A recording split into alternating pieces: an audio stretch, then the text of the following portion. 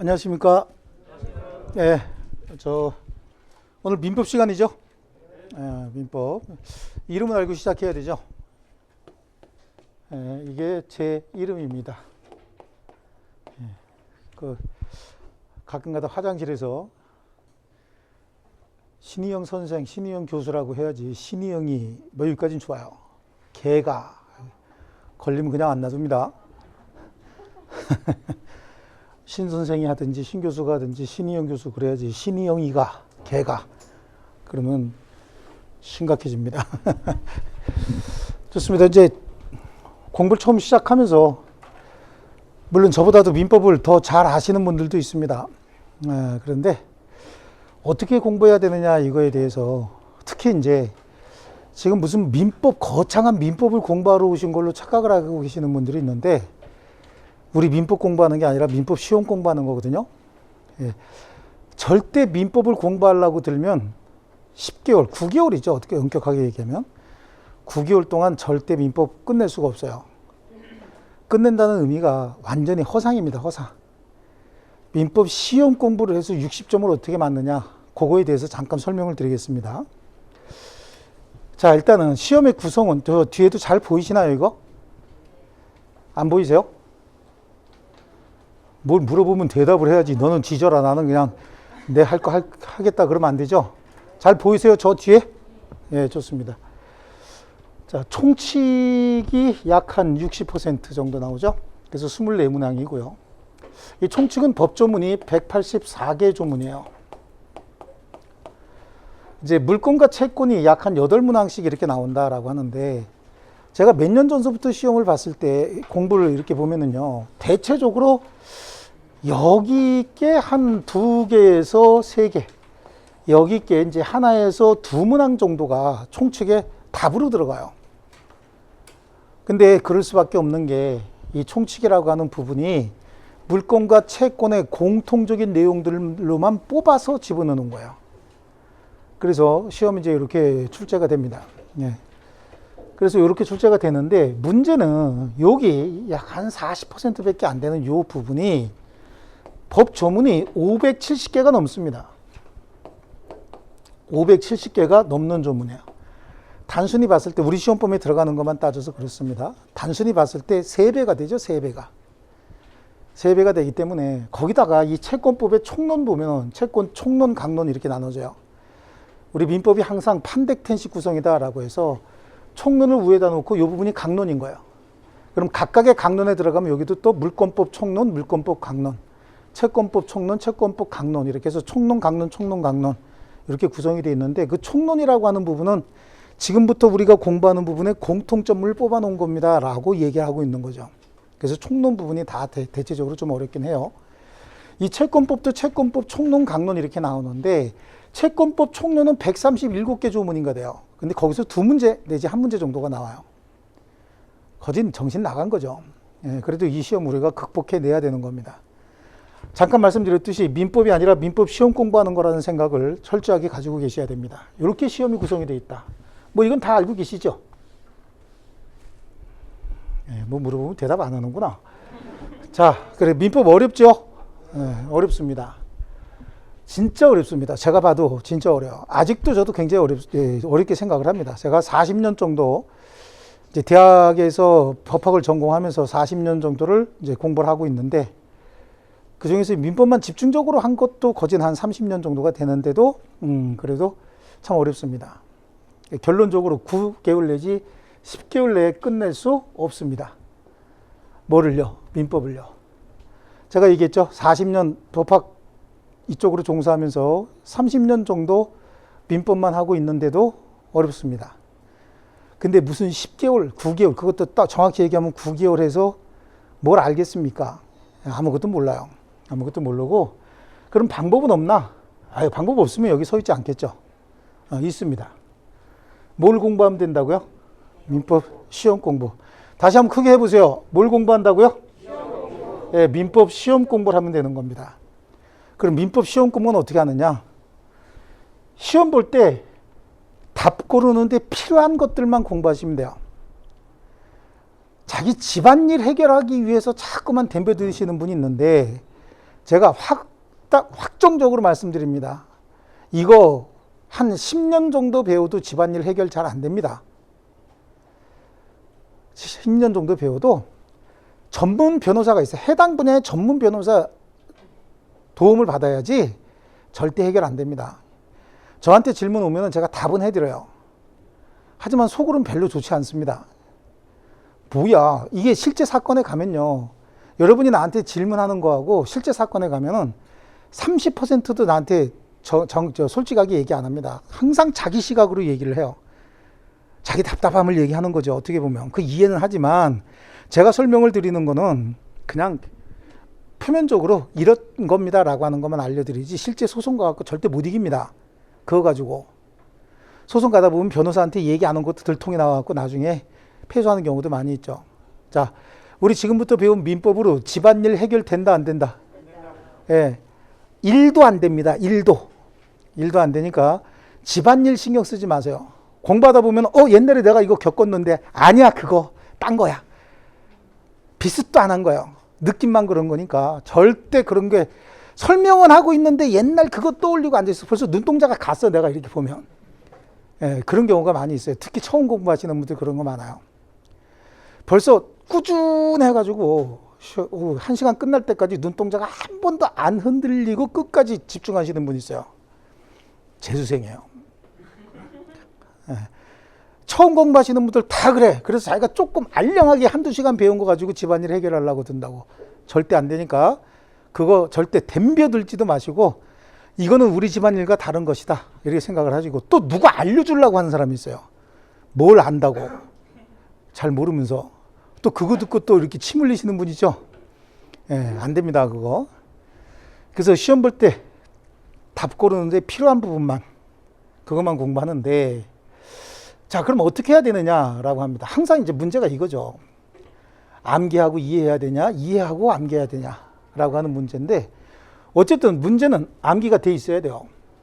왜냐하면 우리 40문제 공부하면서 50분 내에 시험 풀어야 되죠. 50분을 주는데 그러면 1분 5초마다 한 문제씩 해결해 나가야 돼요. 그것도 옛날보다 5초 더 준 거예요. 1분 5초 한 문제 풀고 그 다음에 답 쓰는데 약 한 3, 4초 정도 쓰고 이렇게 해야 됩니다. 그런데 문제를 읽어나가면서 맞았어, 이거야, 이거 감탄하고 있다가는 50분 내에 15문제 풀면 딱 끝납니다. 그럼 뭐냐, 충분히 이해를 하면서 공부를 하셔야 됩니다. 이해가 안 되면 암기라도 확실하게 해 놓으셔야 되는데, 이해하고 난 다음에 뭐 해야 되냐, 반드시 암기가 돼 있어야 시험장 가갖고 이게 답이다 아니다 라고 한 번에 탁탁 터져야 되는 거예요. 한 번 읽어서 답이 안 터졌다 그럼 세모표 딱 쳐놓고 뒤로 넘어가셔야 되는데, 이거 붙들고 3분 4분 그래 째려보면 답 나옵니까? 읽었는데 몰라. 근데 째려봐. 그럼 답 나와요? 째려보는 것도 1분만 째려봐야지 3, 4분 째려보면 뒤에 있는 거 쉬운 거 서너 문제 틀려요. 그러니까 풀다가 잘 안 나왔다, 내가 암기된 게 아니다, 그럼 세모표 쳐놓고 그냥 넘어가셔야 되는 거예요. 그래서 최종적으로 암기가 안 돼 있으면 시험을 볼 수가 없습니다. 그러니까 결국은 이해라고 하는 게 왜 필요하냐는 얘기예요. 이해라고 하는 게 암기를 쉽게 하기 위해서요. 단순히 암기가만 하면 또 뭐가 안 되냐? 응용이 안 됩니다. 그러니까 이 두 가지를 다 갖춰야 되고, 두 가지 다 갖춰야 됩니다. 암기 후 이해를 하든지 이해 후 암기가 되든지 두 가지를 다 갖추고 있어야 빨리 답을 찾아내고 1분 내에 답을 찾아내고, 또 응용된 문제가 나오면 거기에 응용을 해버릴 수가 있습니다.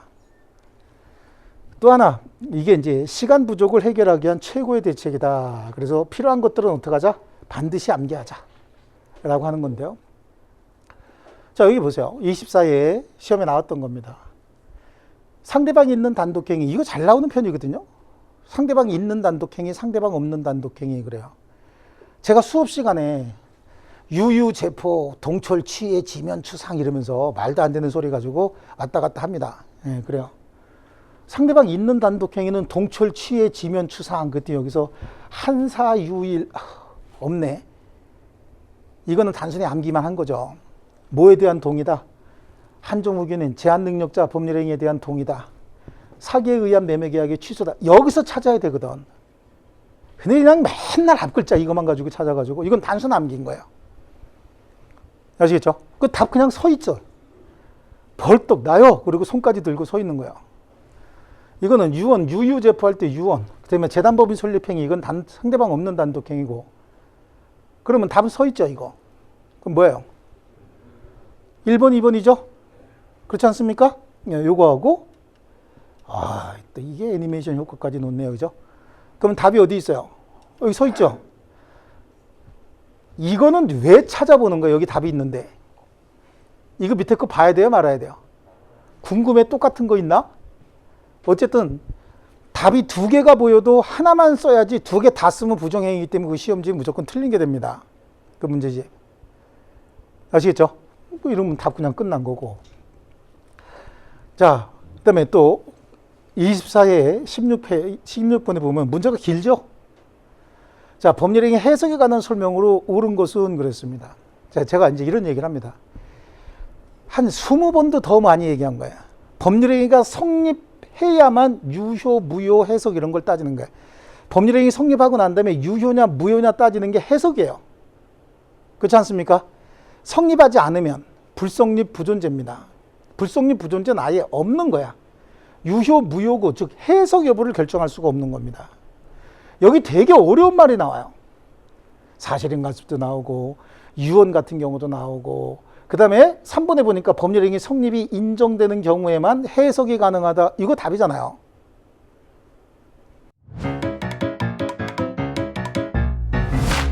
에듀윌 유료 회원만의 라이브 클래스. 두 번째 시간 보겠습니다. 이제는 머리 앞에 세로 갑니다. 자, 정신 차리시고 이번에 합격진도 나갑시다. 누구세요? 전 애들 교수인데요. 제가 늘 가까이 있으니까 이번엔 합격. 집에서도 학원처럼 공부하는 혜택. 오직 에듀윌 유료 회원에게만. 에듀윌. 우와, 진짜 가까이 계시네요? 그렇죠? 이건 여기서 나왔던 게 아니라 앞에서 우리 법률행위 쪽에 가면 법률행위 성립 요건, 그 다음에 효력 발생 요건 하면서 불성립 부존재는 무조건 유효고 무효고 따질 수 없다. 유효, 무효 따지는 게 뭐야? 해석이거든요. 근데 시험에 이렇게 나올 거란 얘기는 누구도 얘기를 못 한다고. 결국은 성립하고 난 다음에 유효, 무효를 따질 수 있다는 생각이 머릿속에 들어가야 그래야 이거는 답을 찾아낼 수 있는 거고 나머지 내용, 처분 문서가 존재한다면 이거는 솔직히 얘기해서 볼 필요가 없었던 거예요. 나머지는 다 많이 본 거긴 해도 답을 찾는 건 결국은 하나 이거였단 말이죠. 불성립 부존재는 유효, 무효 따질 수 없고 아예 없는 것이다죠. 그죠? 이것도 법률행위 쪽에 가면 제가 한 서너 번쯤 계속해서 여러분 걸려요. 계속해서. 성립요건에 흠결이 있으면 무효임을 면치 못한다. 맨날 그러면서. 그럼 그건 불성립 부존재지 유효, 무효를 따질 수 없다라고 수도 없이 얘기합니다. 그 문제가 이렇게 엮여 나올 것이다 라고까지 선생이 얘기해 줄 수는 없는 거예요. 선생은 그거 가지고 몇 번, 대여섯 번 훈련시키고 나면 여러분이 그거는 답을 찾아내셔야 되는 겁니다. 제가 훈련시킬 수 있는 범위는 뭐냐? 불성립 부존재의 경우에는 법률행위 자체가 없는 거기 때문에 유효, 무효 등을 따질 수가 없다. 즉 해석할 수가 없다까지만 가르쳐 주는 겁니다. 아시죠? 이거는 단순한 암기 가지고는 안 되고 응용까지 요구했던 거죠. 이런 문제 좀 어려운 거예요. 그렇게 되면. 우리 앞에서 봤던 이 문제는 쉬운 거죠. 단순 암기 가지고도. 근데 단순 암기 가지고도 이게 또 앞글자 갖고 찾으면 굉장히 실제 뭐 좀 힘든 말로 곤란합니다. 곤란해지는 겁니다. 또 조 선생님 발음이 왜 저렇지? 예, 발음 제대로 할 줄 압니다. 곤란하다는 얘기. 근데 하여튼 자, 그렇습니다. 이런 거, 여기 이제 암기 후 응용이 필요한 부분이었다라고 하는 거고요. 그럼 합격에 필요한 점수는 얼마냐? 뭐 다 아는 얘기죠. 60점이죠. 그렇다는 얘기는 40문제 중에서 16문제를 틀려도 합격이라는 거예요. 40개 중에서 몇 개 틀려도 된다고요? 16개요. 여러분, 우리 자녀분들 학교 다닐 때 40문제 중에서 10문제 틀리면 목 졸랐죠? 그냥 놔뒀어요? 절대 집에 가서 자녀분들한테 16개 틀려도 합격이다라는 얘기 하시면 안 돼. 애들이 갑자기 그때서부터 이렇게 눈을 내리깔고 봅니다. 이렇게. 눈빛이 달라집니다. 우리 엄마 수준이 이거였어? 우리 아버지 수준이 이거였어? 이렇게 얘기하니까. 근데 사실은 그 점수 맞기가 쉽지가 않거든요. 그 다음에 사람들이 긴장을 해서 틀리는 문제 굉장히 많습니다. 그게 어떤 문제냐면 민법에서 공부를 하면서 어느 정도 신의칙이라든지 이런 개념이 머릿속에 잡혀 있으면 풀어야 되는 거, 아니면 아예 민법 공부를 하지 않았으면 맞을 수 있는 문제들인데 그걸 시험이라고 생각을 하고 완전 긴장해 갖고 틀리는 경우가 있어요. 그런 문제들이 있습니다. 그 문제들이 한두 문제 정도 있는데 두 문제면 5점이고 한 문제면 2.5점이에요.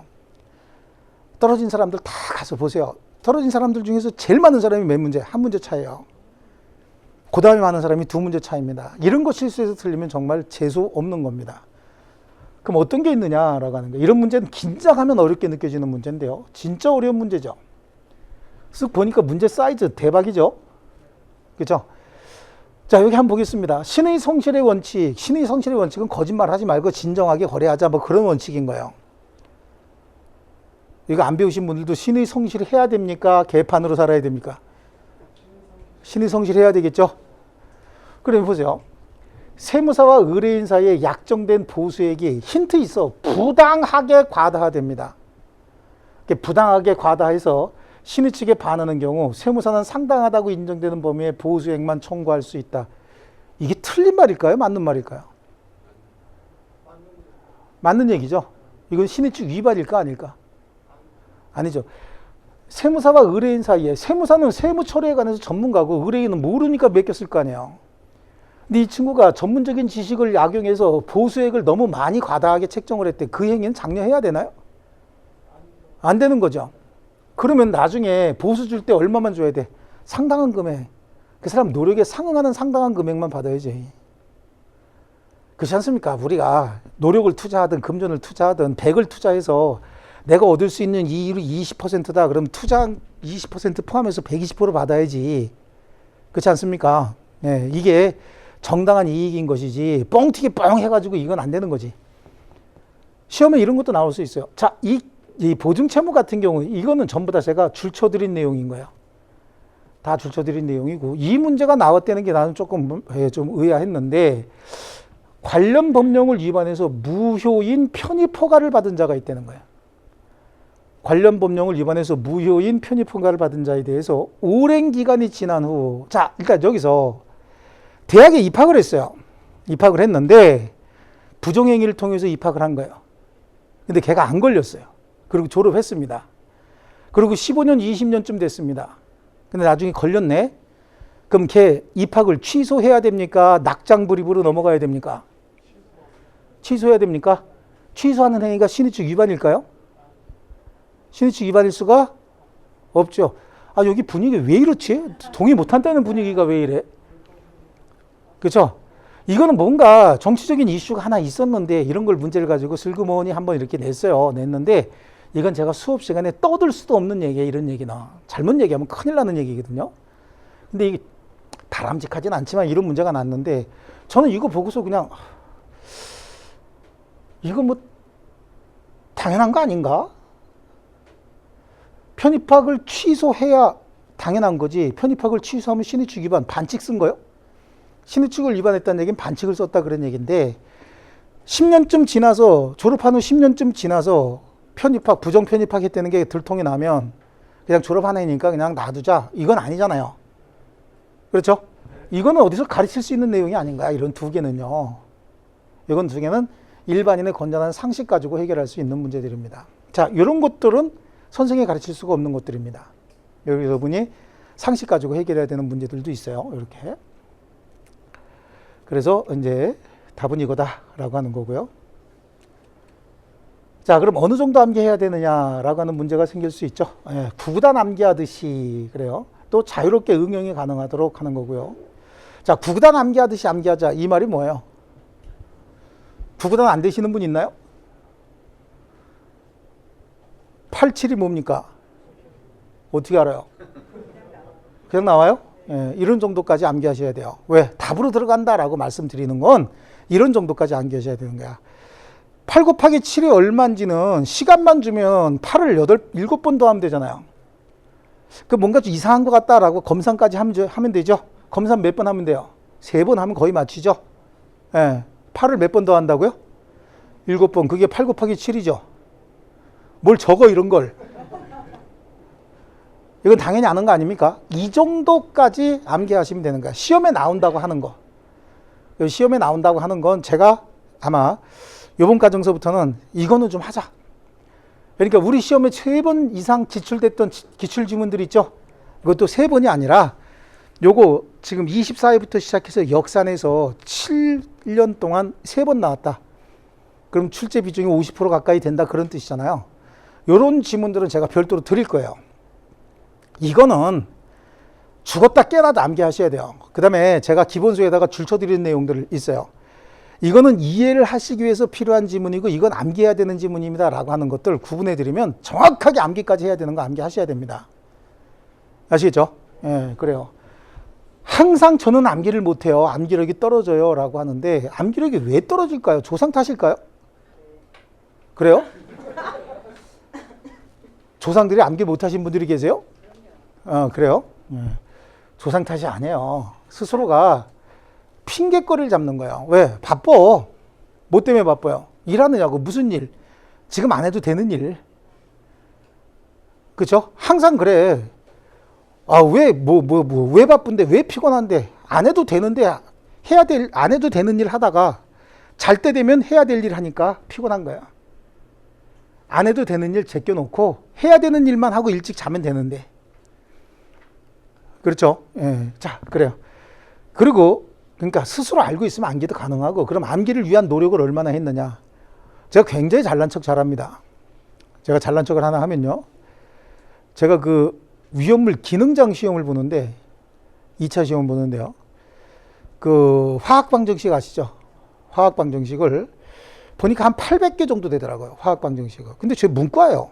문과인데, 그 재밌어요. 근데 고등학교 다닐 때도 제 물리하고 화학을 선택해서 우리 때는 이과 과목을 선택해야 되는데 자신이 있었어요. 근데 자신은 무슨 자신이야.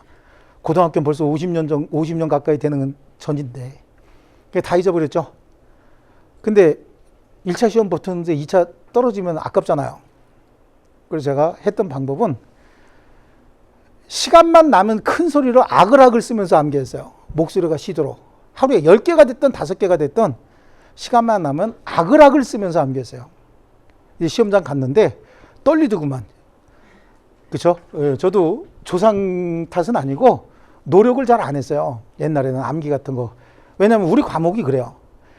저희는 이렇게 객관식으로 고르는 문제보다 주관식으로 쓰는 문제가 훨씬 좋아요. 왜냐하면 이해하고 있는 내용 가지고 풀어내거든요. 그래서 얼마 전에도 이제 행정사 시험을 봤는데 전부 주관식이에요. 거기는. 문제당 주관식인데 그거 200분 내에 못 쓴 사람도 있는데 전 다 썼어요. 시간 남아갖고 틀린 글자 있나 이렇게 확인까지 다 하면서 싹 다 썼어요. 굉장히 고득점 할 거라고 자신합니다. 고르는 거 이거는요. 주위에 가갖고 말 조금 바꿔서 틀리는 걸로 하잖아요. 굉장히 어려워요. 저는. 아예 쓰는 게 나 논문식으로 쭉 쓰라 그러면 그게 난데 그러니까 그건 이해만 가지고도 웬만하면 되는데 이거는 말이에요. 암기까지 해야 되잖아. 화학방정식 같은 거 이해 가지고 쓰는 게 아니죠. 그래서 이렇게 풀어낼 수 있어야 되는데 풀어내려면 그 전공한 사람들도 그 시간 내에 못 써요. 못 쓰니까 이게 암기가 어느 정도 됐어야 기계적으로 푹푹푹 나와줘야 되거든요. 그래서 제가 암기해서 합격했어요. 그 득점 많이 했습니다. 굉장히. 근데 암기가 안 되니까 아글아글 쓰고 암기하니까 집사람이 아글아글 쓴다는 얘기는 밑에 층까지 들릴 정도는 아니고 집안에서 소리내서 읽으니까 집사람이 잠 좀 자자. 그리고 막 쫓아내고 할 정도까지 소리내서 읽었어요. 안 되는데 어떻게 안 되는데. 그래서 일어나서 왔다 갔다 하면서 막 소리내서 암기하고 큰 소리로 화장실에 가서 막 소리 지르니까 위층에서 화장실에서 이상한 소리 난다고 신고도 들어오고 그럴 정도까지 했어요. 예. 이게 뭡니까? 암기를 잘하느냐 못하느냐의 기준이 이런 노력인 거예요. 아시겠죠? 타고나면서 암기 잘하는 사람이 어디 있어요? 물론 천재들은 있죠. 나는 암기의 대가야. 그럼 이 공부하지 마시고요. 다른 공부 있어요. 훨씬 더 이거보다 수익이 많이 창출되는 공부 있죠? 이거 하실 수 있어요. 합격하는 사람하고 안 하는 사람하고는 전부 뭐에 의해서 차이 나는 거죠? 예, 이 노력에 의해서 차이 나는 거죠. 자, 이 보세요. 응용이 가능하도록 암기하는 방법이 있습니다. 자, 우리 민법에서 규정하고 있는 전형 계약이 15개입니다. 이 중에서 우리 시험범위에 들어가는 건 4개입니다. 근데 제가 수업 시간에 이거 암기하지 마라 그래요. 시험엔 나오는데 암기하지 마라. 왜? 이거 15개를 뭐 하려고 암기합니까? 우리 민법에서 채권을 발생시키는 원인은 계약 아니면 기타예요. 계약 아니면 기타인데 이 기타 중에 2개는 부당이득, 불법행위는 우리가 공부를 합니다. 그 다음에 하나는 뭐죠? 사무관리거든요. 이 사무관리는 제가 뭘 가지고 설명을 드리냐면 시골에 외국인 선교사님 오셨는데 선교사님이 거울 보고 있는데 그 시골에 있는 그 목욕탕 관리하시는 분이 와시우라고 하니까 그래서 밀어드렸다. 내부적인 계약은 없지만 대가를 지급해야 된다. 그래서 채권의 발생 원인 요 3가지가 기타고 나머지는 계약이거든요. 그럼 15개를 암기하는 게 아니라 나머지 여기서 답을 찾아야 되는 거예요. 녹화된 강의는 나중에 몰아듣게 되더라고요. 라이브 클래스 같은 경우는 학원 스케줄에 맞춰서 꼭 들어야 하니까 공부도 미루지 않게 되고 학원에 가 있는 느낌이 들더라고요. 집에서도 생생한 강의 현장을 느끼고 싶다면 라이브 클래스가 딱인 것 같아요.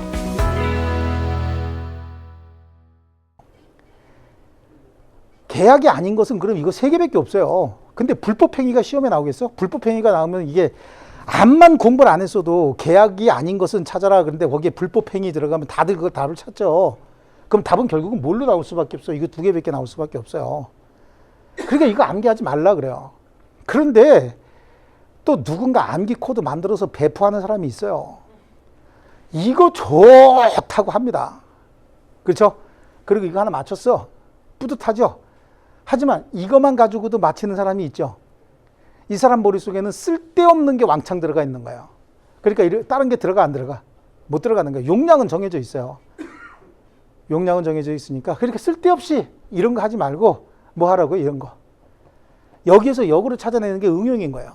별것도 아닙니다. 실제 응용이라는 게. 그렇죠? 네.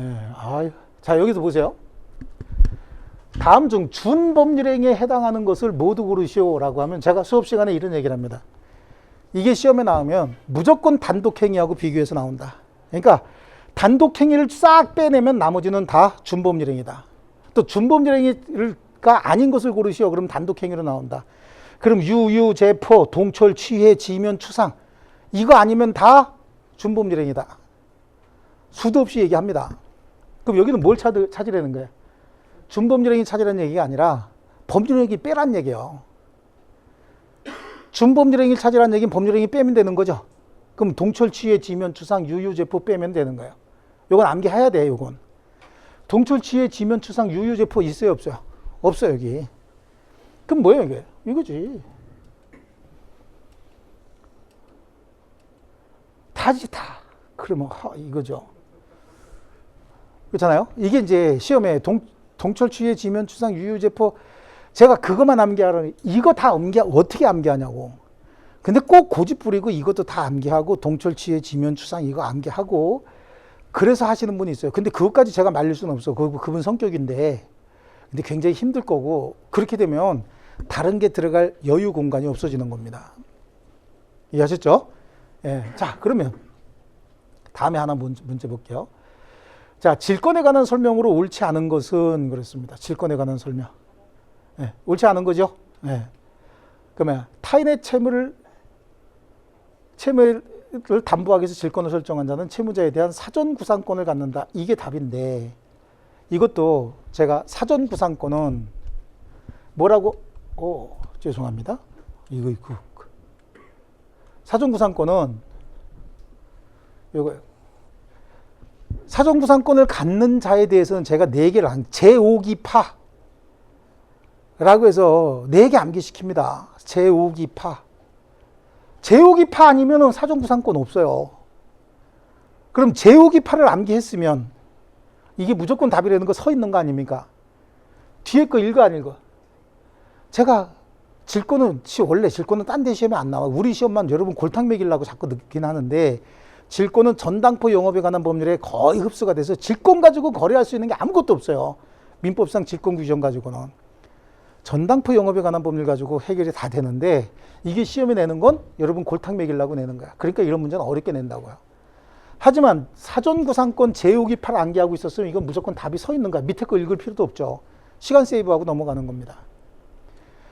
자, 이런 게 시험 공부인 거예요. 이걸 다 어떻게 공부합니까? 아, 사전구상권은 제5기파만 있어. 그럼 나머지는 없어요. 그럼 어떻게 됩니까? 이게 답이네. 그리고 찾아가 나갈 줄 알아야 됩니다. 그렇죠? 예. 자, 이거 딴 데서 제가 했는데 그때도 그분들이 그러니까 그거였는데 이게 조금 한 10% 정도만 응용력이 늘어날 정도 시간이 됐으면 이건 골라내는 거예요. 그럼 복습 방법은 어떻게 되느냐? 복습은 반드시 하셔야 됩니다. 복습이 가장 좋은 게 뭐냐면 책에다가 헤딩이 아닌 거예요. 뭐죠? 반추입니다. 반추. 반추라는 게 소가 이렇게 되새김질 하는 거 있죠. 이런 거 하듯이 앉아가지고 계속해서 내가 금방 책을 여기서부터 읽었으면 다음 페이지로 넘어가는 게 아니라 앉아갖고 단 1분이라도 요 내용이 뭐였더라 라고 하는 머릿속으로 한번 정리하고 그 다음에 다음 페이지 넘어가고 그럼 2페이지가 지나고 나면 여기 1페이지, 2페이지에 있는 내용이 뭐였더라 라고 한번 정리하고 3페이지 넘어가면 근데 한 페이지 다 하려는 게 아니야. 제가 줄 쳐준 것만 하면 돼요. 그럼 한 페이지에 줄 쳐준 게 3줄 내지 4줄, 많으면 5줄이에요. 여러분이 그 정도 지능은 돼요. 그죠? 저는 그거 안 되는데요 라고 하는데 제가 되는지 시험에 보면 금방 나와요. 다 됩니다. 그런 정도는. 누구나 다. 그래서 반추하는 게 가장 좋고요. 그 다음에 합격 후 이게 무슨 소리예요? 여러 가지 형태로 이제 배신을 하는데 여러분한테 제가 기본수에 줄을 쳐드리죠. 자, 그 중에서 또 탁월한 성적으로 인해서 내년에 시험 볼 때 그 난이도 조정위원으로 들어가시는 분들이 있어요. 상위 5% 성적이 있는 분들 중에서 이게 곧 들어가면요. 하루에 일당이 20만 원이에요. 그럼 5일 갔다 오고 5일 내지 6일 정도 갔다 오고 100 이상이야. 잠깐 휴가 내서 갔다 오시면 돼요. 그는 부수입이 이렇게 거기 가서 맨 놀고 시험만 3번인가 2번인가 본대요. 봐갖고 뭐 다 틀린 문제 몇 개, 전부 다 맞은 문제 몇 개 이런 식으로 해서 난이도 조정해서 집어넣는다고 하더라고. 근데 거기 갈 때 그분들이 공부하셨던 책 가져오세요. 그러면 줄 친 거 왜 가지고 가는 거야? 그거 가져가면 그 사람들이 이렇게 보고 거기 있는 거 될 수 있으면 빼야 되겠다 이런 얘기 할까요 안 할까요? 근데 뺄 수는 없어요. 왜냐하면 그 내용을 알아야만 민법의 핵심적인 내용들이거든요. 그게. 하지만 그 내용을 알면 여기서 요거 암기시켰겠구나. 그러면 다른 쪽에다 엮어갖고 이런 문제를 낸단 말이에요. 그러니까 배신행위 절대 하지 말고요. 제가 자신하는데 에듀윌이 오기 전에도 또 에듀윌이 오고 난 다음에도 사실은 재수강생들이 제일 많아요. 주택관리사 합격생 중에서. 그렇기 때문에 사람에 대한 배신행위 하면 안 돼요. 시험 보러 가실 때 혹시 난이도 조정위원으로 들어가시면 기본서 던져놓고 그 다음에 거기 가실 때는 어떻게 하는 거야? 알몸으로 가는 거야. 아니야, 옷은 입어야지. 책은 가져오라 그러더니 책 없다고 거기서 달라 그러면 돼요. 그냥 가서 책도 보는 둥 마는 둥 하고 시험 봐서 다 틀리고 막 그래야지. 그죠? 다 틀린 게 많아야 문제 난이도 떨어진다니까. 가갖고들 시험을 너무 잘 보니까 공부 많이 한 사람들이 들어가니까 너무 잘 보니까 시험 난이도가 매년 올라가는 거예요. 또 거기다가 무슨 고시 공부한다고 책을 갖고 들어가냐 글쎄. 그냥 들어가야지. 그냥 들어가서 대충 보고 이렇게 나와야죠. 인생 편하게 살아야 됩니다. 그렇게. 아시겠죠? 자, 이게 이제 우리 좀 필요한 내용 좀 잠깐 설명을 드렸는데 어때 뭐 하실만 하다고 생각이 되십니까? 어떻게 됩니까? 해야지가 맞죠. 뭐 해야지 당연히. 그죠? 기억 안 쓰니까요. 자, 그러면 뭐 시간은 얼마 안 남았지만 그래도 첫 시간이니까 진도 조금 나가고 가야 되죠. 미리 말씀드리지만 시험 공부 시작 10시에 하지만 끝나는 시간은 절대 1시 50분이 아닙니다. 끝나는 시간 언제요? 2시가 조금 넘습니다. 그래서 1시 58분 내지 길게는 2시 10분 정도까지. 왜냐하면 중간에 끊어져 버리면 앞에 여태까지 설명했던 게 무용지물이 되는 수가 있어요. 그래서 다른 과목하고 달리 조금 길 수도 있다. 조금 빨리 끝나면 한 2, 3분 빨리 끝날 수도 있고 근데 2, 3분 빨리 끝나는 일은 많지 않다. 이렇게 좀 생각을 하시고 배가 고파도 간식 같은 거 갖고 와서 수업 시간에 드시는 거 괜찮습니다. 괜찮고요. 그 다음에 또 질문하실 때 이제 여기는 지금 촬영을 해요. 촬영을 해서 웬만하시면 이제 손을 제가 이렇게 들어 놓으시면 제가 이제 기회를 드릴 겁니다. 근데 이제 뭐 개인적인 질문이라든지 그다음에 수업이 뒤에 가면 나올 것 같은데 이런 질문 말고 웬만하면 수업 끝나고 쉬는 시간에 좀 해주시면 가장 좋겠습니다. 네, 질문은 다 받아드립니다. 자, 좋습니다. 이제 우리 기본서를 한번 펼쳐보겠습니다. 기본서에 보시면 26페이지가 이제 처음 시작이죠. 예, 자, 우리 민법이에요. 민법. 자, 법이라고 하는 거는요, 사법하고 공법으로 나누어집니다. 이 법이라고 하는 게 물이 흘러가는 이치다. 삼수변에 갈 것자죠. 요거를 구체화해 놓은 걸, 형식화해 놓은 걸 법이라고 합니다. 이게 법인데, 이 법이 로마 시대 이후에 공법하고 사법으로 이렇게 구성이 됩니다. 근데 사법이 아니고 사법이라고 해야 되죠. 공법하고 사법으로 이렇게 나누어지는데, 이 사법은 개인과 개인이, 개인을 그냥 갑이라고 하고 또 다른 개인을 을이라고 할 때, 개인과 개인이 재산을 거래할 때 활용하기 위한 가치체계를 사법이다, 이렇게 얘기를 합니다. 개인과 개인이 뭐를 거래한다 그랬어요? 재산을 거래한다 그랬죠. 그럼 누구 재산을 거래할까요? 자기 재산이겠지. 그죠? 남의 재산이 아니라 자기 재산일 겁니다. 그러면 내 재산을 갑이, 또 내 재산을 을이 거래할 건지 말 건지, 이건 누가 결정해야 돼요? 본인이 자유롭게 결정해야 됩니까? 목 졸려가면서 결정해야 됩니까? 자유롭게 결정해야 됩니다. 그래서 갑과 을이 자유로운 의사에 따라서 결정이 되고, 자유로운 의사가 자유롭게 표시가 돼야 됩니다. 이걸 우리는 앞으로 의사표시라고 부를 것이고, 그러니까 의사표시는 재산을 거래할 때 필요한 거죠.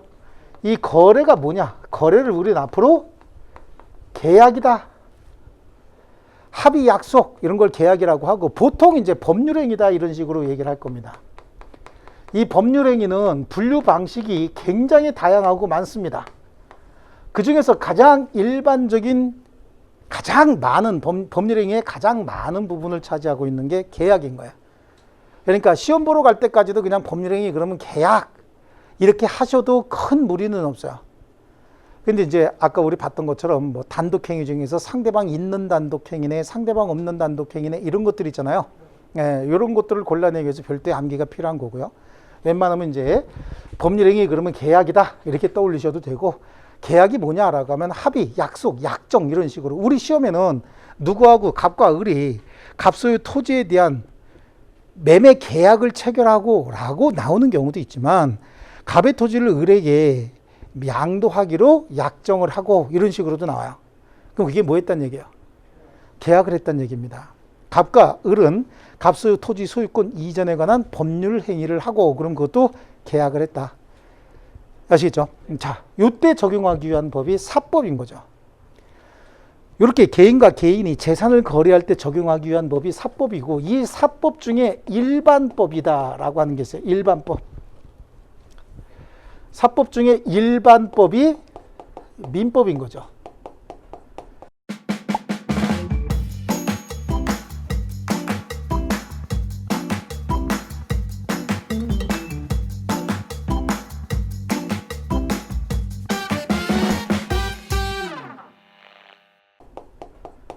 여기서 일반법의 일반이라고 하는 의미를 좀 아셔야 됩니다. 일반이라고 하는 의미는 앞으로도 계속 나올 거고요.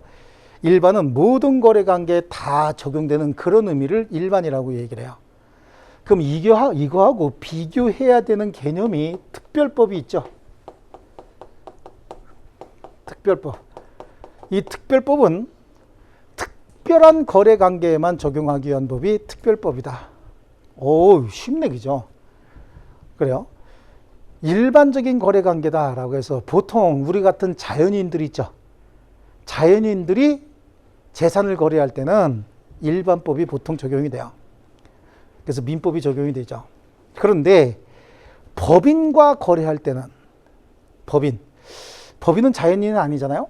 법인이라고 하는 건 특별한 목적에 의해서 만들어진 집단이에요. 그리고 그네들도 어떤 거래 활동을 할 수 있도록 권리 능력을 부여했다, 이런 얘기를 합니다. 우리 기초과정에서 다 했던 내용이에요. 자, 그럼 그 법인이 어떤 거래를 할 때는 특별법인 상법이 적용이 돼요. 상법. 일반법이 민법이고 특별법이 상법이다 이렇게 얘기를 할 수 있는데 이런 얘기를 할 수 있어요. 일반법과 특별법이 충돌하면 어떤 걸 적용해야 되느냐라고 하는데 충돌한다? 무슨 자동차도 아니고 무슨 충돌을 할까? 예, 한 사람은 자연인이고 한 사람은 법인이다. 그럼 자연인 입장에서는 민법을 적용해야 유리할 수 있고 법인 입장에서는 상법을 적용해야 유리할 수 있는 거 아닙니까? 그럼 일반법과 특별법이 충돌한다 이렇게 얘기를 하는 거예요. 그럼 충돌하게 되면 어떤 법을 적용할 것이냐라고 하는 고민이 생깁니다. 그때는 어떤 게 적용돼야 되느냐? 특별법이 적용이 된다. 이걸 특별법 우선의 원칙이다. 이렇게 얘기를 합니다. 그럼 특별법 우선의 원칙이다라고 하는 게 중요한 게 아니라 조금 아까 설명드렸듯이 상법과 민법이 충돌하면 어떤 게 우선이에요? 상법이 우선한다라고 하는 거 아셔야 되죠.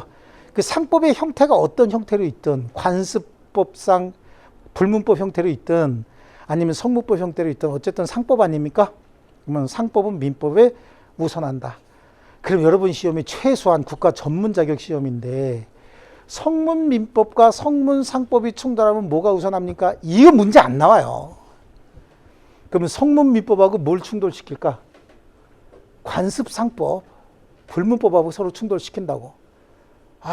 그러면 성문법은 문서로 구성된, 문자로 구성된 책, 법전이 있는 거고 관습법은 법전이 없어요. 거래 관행이 일반인들에 의해서 법으로 인식되고 있는 게 관습법인데 그러면 관습상법은 법전이 없는 거죠. 성문민법은 법전이 있는 거죠. 그러면 어떤 게 우선해야 되기 때문에 상법이야. 앞에 관습이고 무슨 성문이고 필요 없이 성문 민법 민법이고 관습 상법 상법이거든요. 그때는 상법이 우선한다라고 하는 겁니다. 거기서 또 뭔가 예외 특별한데요. 이거 빨리빨리 지우셔야 되는 거예요. 예외 나는 특별한데요. 나는 뭔가 달라야 돼. 이런 의식 때문에 불공정이 자꾸만 생기고 특권 의식에 의해서 뭔가 자꾸만 지네끼리 결성을 하고 뭐 이렇게 하는 거야. 그 싹 다 지워버려야 됩니다. 그래서 일반법과 특별법이 충돌하면 특별법이 우선한다라고 하는 사례는 무조건 나오면 성문민법과 불문상법, 즉 관습상법 이렇게 나올 수도 있고요. 혹시 우리 민법에도 임대차에 관한 규정이 있어요. 그런데 주택임대차 보호법이나 상가건물 임대차 보호법이라고 임대차에 관한 법이 또 있습니다. 그럼 민법의 임대차와 주택임대차나 상가건물 임대차 보호법이 충돌하면 뭐가 우선해야 될까요? 예, 그게 특별법이라는 얘기죠. 그 상가건물 임대차나 주택임대차 보호법은 상가건물 임대차에만 적용하게 되는 거고 주택임대차에만 적용하게 되는 거예요. 그럼 일반법 도대체 뭐에 필요하냐? 특별법에 없는 내용들, 상가건물 임대차가 됐든 주택임대차가 됐든 상법상 거래가 됐든 상법에 없는 내용, 해당 법에 없는 내용은 뭐가 적용돼요? 일반법이 적용이 되는 거야. 어디에나 다 적용되기 때문에. 그래서 일반법의 존재 가치가 있는 거고요. 자, 그러면 우리 민법은 사법이면서 일반법이다 이렇게 얘기했죠. 예, 일반법이고요. 그리고 실체법이다 이런 얘기를 합니다. 여기서 실체법이라는 얘기는 자, 매매 계약을 체결하면 매도인은 매수인에게 재산권을 이전해야 됩니다. 매수인은 매도인에게 매매 대금을 줘야 되는데 매매 대금은 금전을 얘기하는 거야? 기타 물건을 얘기하는 거야? 금전이죠.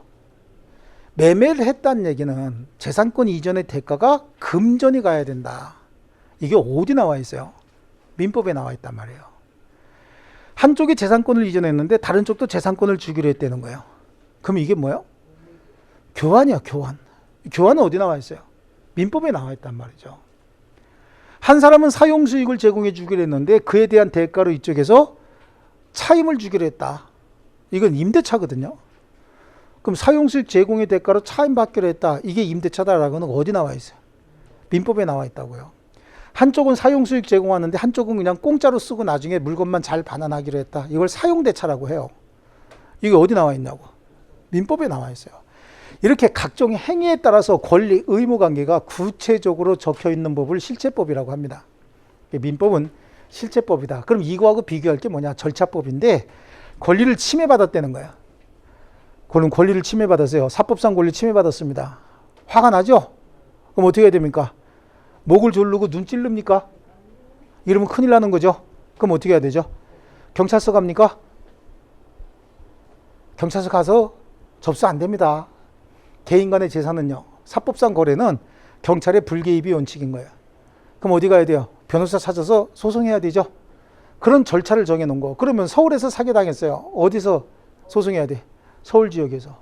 서울 어느 지역이냐, 그것도 네 군데 나눠서 뭐 동부, 서부, 남부 뭐 이렇게 북부 이렇게 또 나누기도 합니다. 그럼 그 지역에 따라서 해야 된다.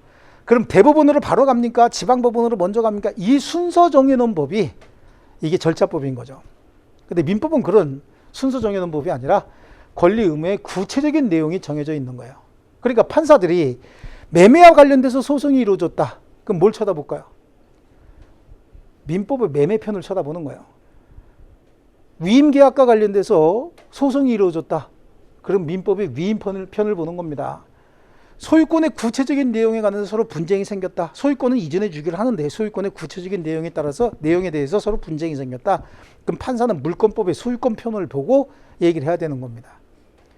그러니까 결국은 실제법이라는 말의 의미는 판사들이 재판할 때 참조해야 되는 재판 규범이다라고 하는 걸 의미하는 거고, 판사들이 이거 보고 판결한다. 그럼 우리는 계약을 체결할 때 민법에 부합되도록 계약을 체결해야 돼요. 민법은 완전 무시하고 계약 체결해야 돼요. 민법 완전 무시하고 계약 체결하면 소송에서 질 가능성이 굉장히 높죠. 판사들이 뭐 보고 판단한다 그랬어요? 민법 보고. 그러니까 우리 법률 행위할 때, 계약 같은 거 할 때 반드시 참조해야 되는 무슨 규범이다? 행위 규범이다 라고 얘기를 하는 거죠. 이게 민법의 정체인 거예요. 아시겠죠? 자, 얼른 책으로 한번 갈게요. 자, 민법의 존재 형식이다 라고 해서 사법인데, 민법은요, 그 2번에 보이십니까? 2번에 민법은 사법이며 공법이 아니다 라고 해서 사법까지만 줄을 좀 쳐놓습니다. 이거 아무것도 아닌데 뭐 틀리진 않을 거예요. 사법의 내용은 재산에 관한 내용이겠죠. 재산. 뭘 거래하기 위해서 적용하기 위한 법이요? 재산. 이게 재산법이고 가족법이기도 합니다. 자, 재산이 있는 사람이 돌아가셨답니다. 그 재산은 누가 승계받아야 되죠? 가족이 승계받아야 되죠. 근데 처음부터 가족이 승계받았을까요? 승계받을 수 있는 가족의 범위는 어디 정해져 있어요? 그 민법에 정해져 있는 거야. 결국은 민법은 재산법인데 재산법에 가족법이 들어가 있는 이유는 그 재산을 승계받기 위한 절차, 승계받기 위한 범위를 정하기 위해서 가족법이 필요한 거기 때문에 어떻게 보면 재산법에 같이 포함이 되는 겁니다. 아시겠죠? 재산법과 가족법으로 구성이 되어 있다라고 하는 거 하고요. 뭐 공법과 사법의 구별이라고 하는데 그건 뭐 구별 굳이 큰 의미는 없습니다. 그 표 밑에 보니까 국가나 지방자치단체의 민법 적용이다라고 하는 판례가 하나 나오잖아요. 자, 거기도 당연한 거니까 줄치지 말고 한번 보시자고요. 국가나 지방자치단체는 여러 가지 작용을 할 수가 있어요. 그네들의 가장 큰 작용은 권력작용으로서 행정작용이 있을 수 있고요. 그네들도 뭔가 구매하기 위해서 구매하는 구매 과정도 있을 수 있죠. 그러면 내가 만든 큰 공장을 운영하는데 내가 만든 그 공장에서 국가나 지방자치단체에서 필요한 물품을 사가겠다는 거예요. 그럼 그게 권력작용에 의해서 행정법을 들이대면서 사가져 가면 그냥 다 뺏기는 거예요. 그게 몰수 수용입니다. 사유재산을 그렇게 뺏어갈 수는 없죠. 그네들도 우리 물건을 와서 사갈 거 아닙니까? 그렇지 않습니까? 이런 경우에는 민법을 적용할 수 있다는 얘기예요. 이해하셨습니까? 그러니까 공무원이 국가나 지방자치단체에 소속되어 있는 공무원이 행정권, 공권력을 행사하다가 제3자에게 손해를 끼쳤을 때는 국가에서 손해배상해 줘야 되는데 그때는 국가배상법이라는 행정법이 적용이 돼요. 하지만 그네들도 사경제의 주체로서 활동을 하다가 제3자에게 손해를 가했다라고 하면 민법상 사용자 책임이 적용이 되는 거예요. 이해하셨습니까? 네, 그래요. 좀 어렵긴 한가요? 그러면 딴 거 필요 없고 이렇게 하자고. 국가나 지방자치단체도 민법이 적용되는 경우가 있다 없다? 있다. 뒷얘기는 모르겠다. 근데 적용되는 경우도 있다. 아시겠죠? 결론은 요겁니다. 줄칠 게 아닌가 이런 거는 줄치면 나중에 줄치려는 것만 줄치세요. 설명하는 거 다 줄치면 나중에 책 한 권 다 쳐져 있어. 하려는 것만 하세요. 자, 그 다음에 3번에 보시니까 민법은 일반 사법이다 이렇게 돼 있죠. 사법 중에 무슨 법이라고요? 일반법이다. 그러면 뒤에 있는 내용이 뭐가 나올까? 제가 가렸어. 특별법 나오게 보여? 이게 내가 요즘 살 빠져갖고 다 보이고 난리구만.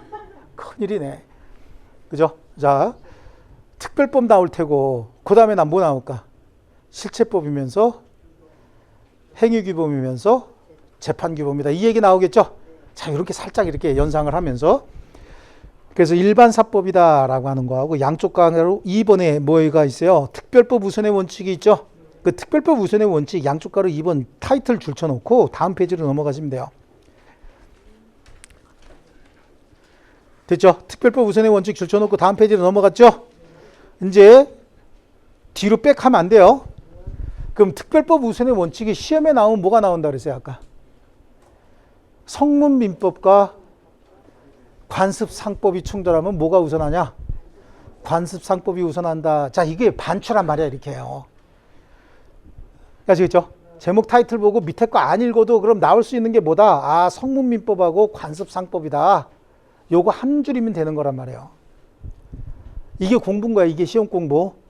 아시겠죠? 그 다음에 민법은 실체법이고 그 다음에 양쪽 가로 2번에 행위규범인 동시에 재판규범이다 이렇게 돼 있죠?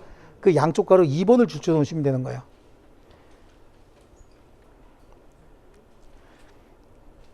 되셨죠? 자, 그럼 조금 쉬었다가 우리 28페이지부터는 좀 쉬었다가 계속하겠습니다.